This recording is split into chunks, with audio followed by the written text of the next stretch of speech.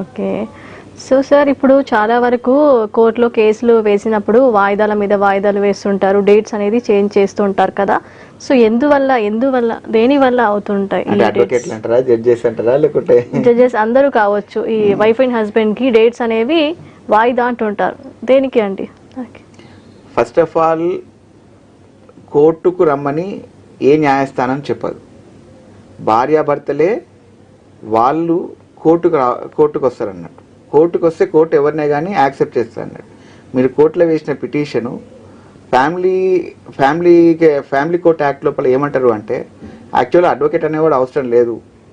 కేవలం భార్యాభర్తలే కోర్టుకు వాళ్ళ యొక్క గ్రీవియన్స్ చెప్పుకుంటే జడ్జి అనేవాడు దాన్ని క్లోజ్ చేయాలి అన్నది ఫ్యామిలీ కోర్ట్ యాక్ట్ మనకు చెప్తుంది అన్నట్టు. కానీ వాళ్ళకు న్యాయం మీద అవగాహన తక్కువై న్యాయవాదులను వాళ్ళు అప్రోచ్ అయ్యి వాళ్ళు కోర్టుకు వెళ్తూ ఉంటారు.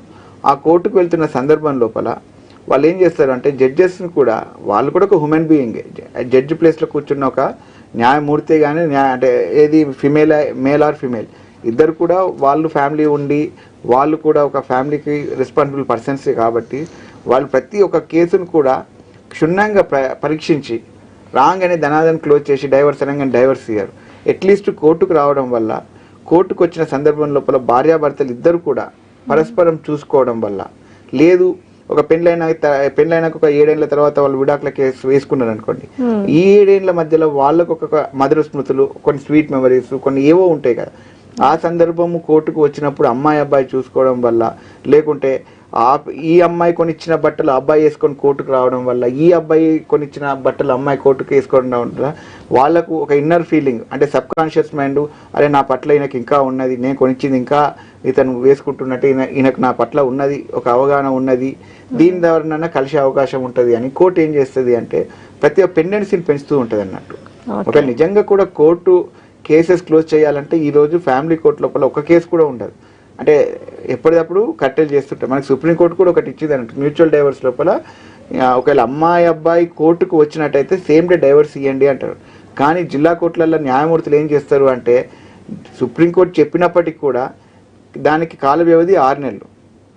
అట్లీస్ట్ ఈ 6 నెలలన్న వాళ్ళు ఆలోచించుకోవడం, ఎందుకంటే అసలే లేట్ మ్యారేజ్ జరుగుతున్నాయి, అసలే మళ్ళా కోట్లు ఖర్చు పెట్టి పెళ్లి చేసుకోవడం జరుగుతుంది.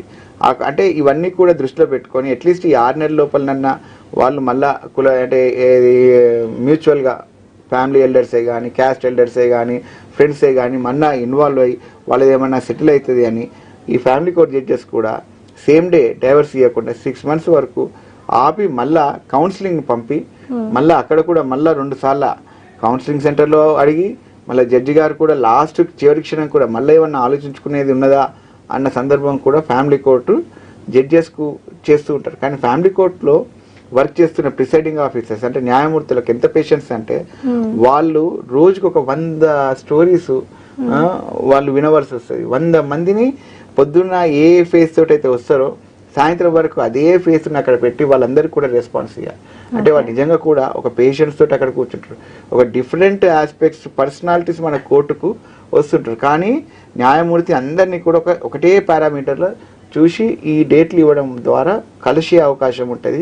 మ్యాట్రిమోనీ అంటే మన భారతదేశం అనేది ఒక కల్చర్కి అడాప్ట్ అయి ఉన్నది.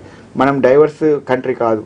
మన భారతదేశం అనేది ఒక విశాలమైన భారతదేశం. మన భారతదేశం అంటే మన కంట్రీ అనేది కాకుండా ఈ కంట్రీ లోపల అందరూ కూడా ఆదర్శంగా తీసుకున్న సందర్భాలే ఉన్నాయి తప్ప మనము వేరే వారి దగ్గర మనం సమాధానం చెప్పుకునే పరిస్థితి లేదు అనే న్యాయమూర్తులు ఇలా జట్లను చేస్తూ ఉంటారు అన్నట్టు.